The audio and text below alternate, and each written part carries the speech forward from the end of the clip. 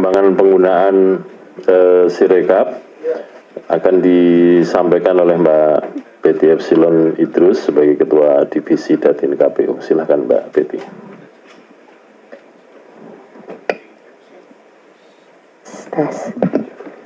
Bismillahirrahmanirrahim. Assalamualaikum warahmatullahi wabarakatuh. Salam sejahtera buat kita semuanya. Yang saya hormati Mas Ketua KPU Republik Indonesia, Mas Hasyim Asyari.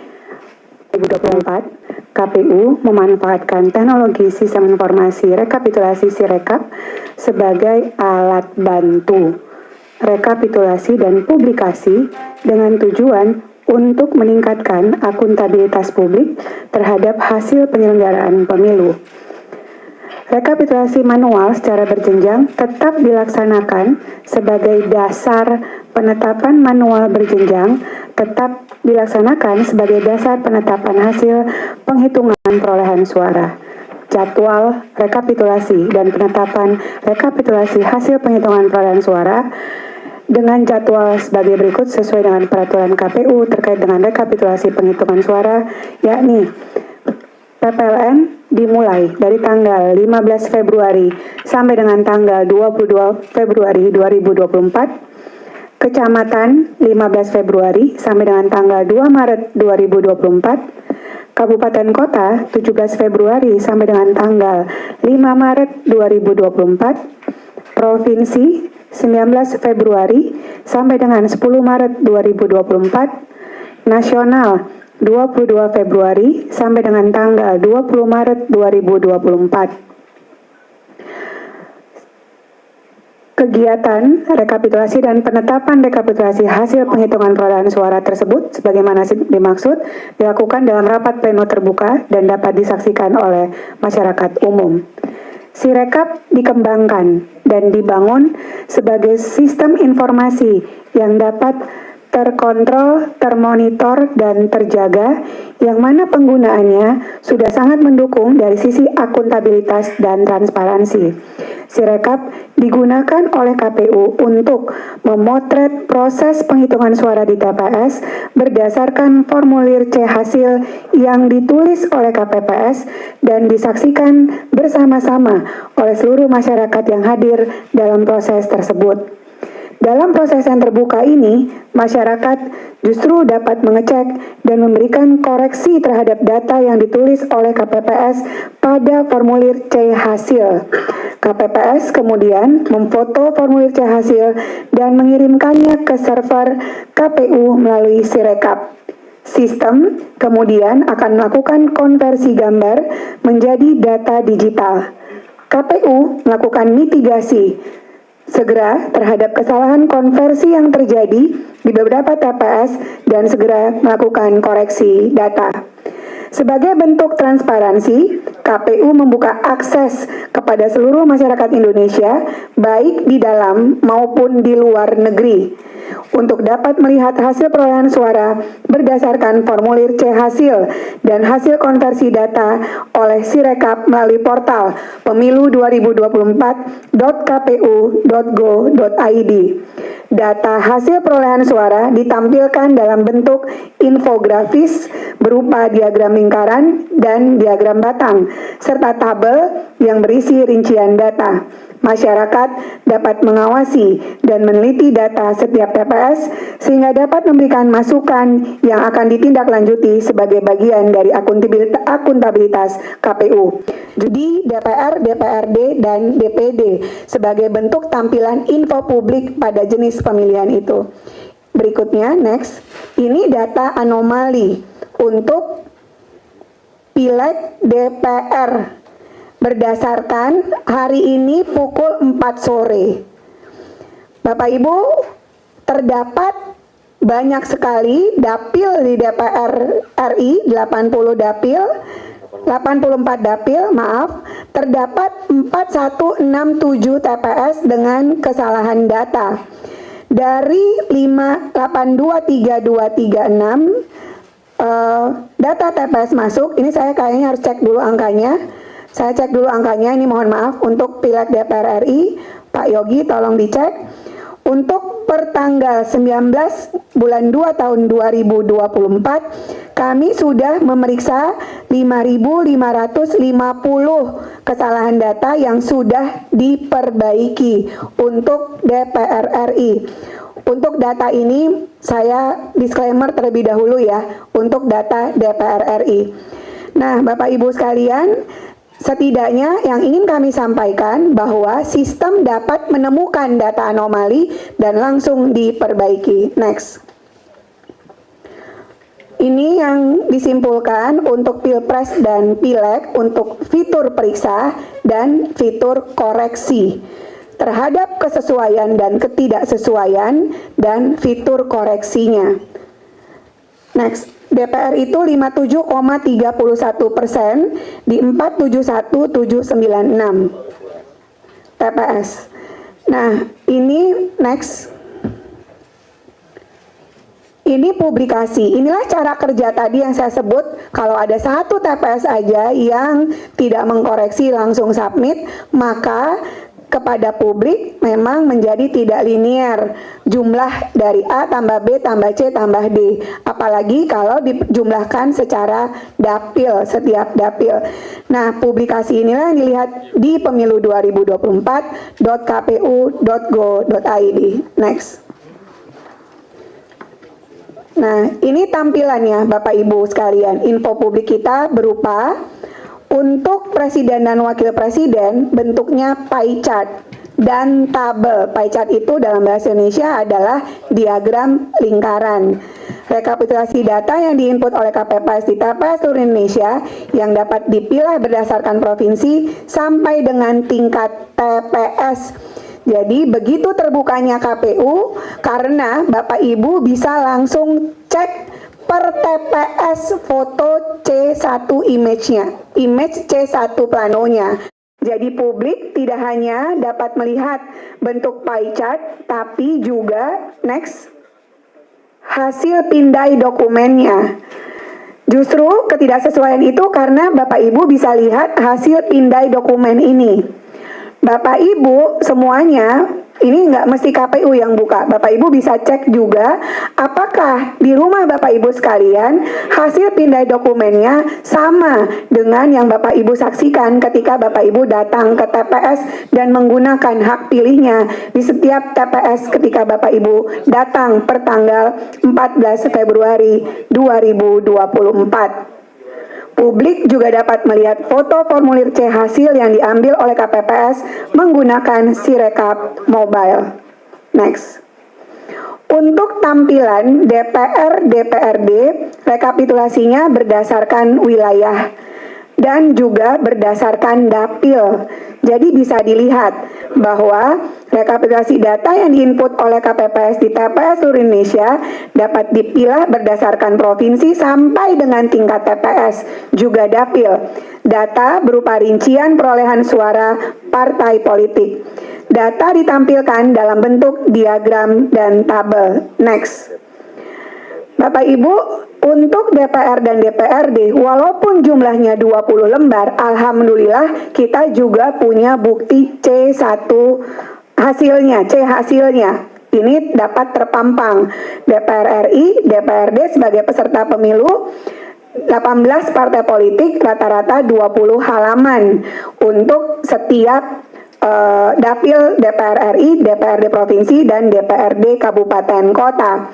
Bapak Ibu yang di rumah, media juga bisa melihat apakah hasil yang Bapak Ibu datangi ketika di TPS sama dengan C1 yang C hasil yang kami unggah di dalam Sirekap.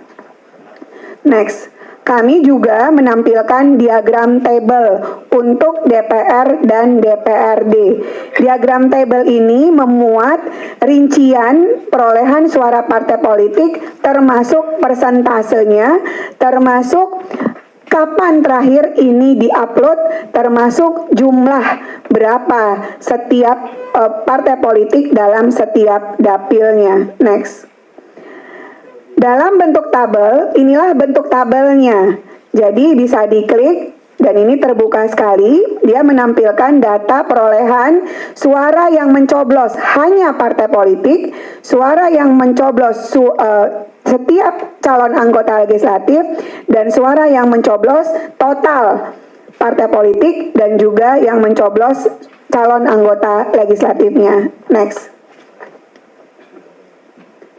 Ini diagram tabel untuk DPD. Karena DPD calon perseorangan, Bapak Ibu sekalian, rekapitulasi data yang diinput oleh KPPS di seluruh Indonesia dipilah berdasarkan dapil, yaitu provinsi, dan data yang ditampilkan rincian perolehan suara caleg.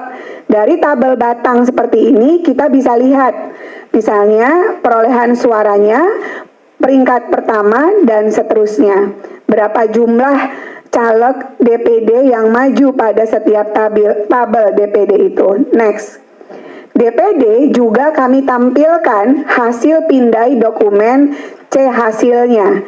Jadi bisa dilihat Bapak Ibu sekalian, inilah bentuk hasil pindai dokumen untuk DPD. Next. Ini update data per tanggal 19 Februari 2024 untuk Presiden dan Wakil Presiden. Pukul 16.00. Bapak Ibu sebenarnya bisa lihat secara mandiri. Jadi inilah hasilnya. Per jamnya juga sudah disampaikan. Dan sekali lagi inilah bentuk akuntabilitas kerja Sirekap untuk dapat ditampilkan kepada publik. Next. Sirekap dikembangkan dan dibangun sebagai sistem informasi yang dapat terkontrol, termonitor, dan terjaga. Dalam penggunaan Sirekap sebagai alat bantu rekapitulasi sudah sangat mendukung dari sisi akuntabilitas dan transparansi. Sirekap ini memiliki skala yang besar dan kompleksitas yang tinggi dalam hal komputasi. Sirekap ini baru kali pertama kita gunakan untuk pemilu 2024 dengan kompleksitas 5 jenis pemilu sekaligus. Untuk menunjang kebutuhan Sirekap dibutuhkan cloud server yang reliable, memiliki skalabilitas yang tinggi, dan memiliki sistem keamanan yang mumpuni. Implementasi cloud server memperhatikan regulasi yang berlaku dan memperhatikan perlindungan data pribadi. Lokasi penyimpanan data seluruhnya berada di Indonesia. Tidak ada data yang disimpan di entitas negara lain. Ini gambaran portal publikasi Sirekap di pemilu 2024.kpu.go.id dalam rentang waktu 14 Next sampai dengan tanggal 19 Februari 2024 dapat dilihat sudah diakses sebanyak 648.307.624 kali. Dengan traffic yang begitu tinggi, portal publikasi dapat diakses tanpa ada kendala. Alhamdulillah, kalaupun ada kendala, kami dapat menanganinya bekerja sama dengan keamanan siber KPU. CDN yang berfungsi sebagai loket-loket akses yang tersebar secara global dapat berjalan secara efektif. Portal publikasi ini dalam rentang waktu yang tadi sudah disampaikan, beban traffic yang dialami sistem pada bulan Februari tercatat mencapai 18 terabyte. 18 terabyte. Dan untuk mengelola traffic yang begitu tinggi, KPU mengimplementasikan CDN, Content Delivery Network, yang berfungsi sebagai loket-loket yang tersebar secara global di seluruh belahan dunia. Dengan penerapan CDN, publik dapat mengakses portal publikasi Sirekap yang akan diarahkan ke CDN sehingga website memiliki kinerja lebih cepat, aman via jaringan yang dimaksud. Inilah sebaran CDN portal pemilu 2024.kpu.go.id. Next. Ini arsitektur keamanannya. Pada sisi keamanan aplikasi Sirekap, Sirekap dilindungi oleh WAF, Web Application Firewall. dan anti-DDoS yang dapat memberikan pembersihan traffic yang efisien dan perlindungan yang bahkan saat akses ke aplikasi sangat tinggi pada waktu yang bersamaan. Next. Ini anti-DDoS. DDoS sendiri adalah Distributed Denial of Service, serangan cyber yang terjadi dengan cara membanjiri server dengan fake traffic internet yang diharapkan bisa lumpuh. Tujuannya adalah untuk mencegah pengguna lain mengakses layanan. Terdapat dua pengguna, Bapak Ibu sekalian, untuk kita sendiri, dalam hal ini Sirekap, tidak hanya di Indonesia, tapi juga luar Indonesia.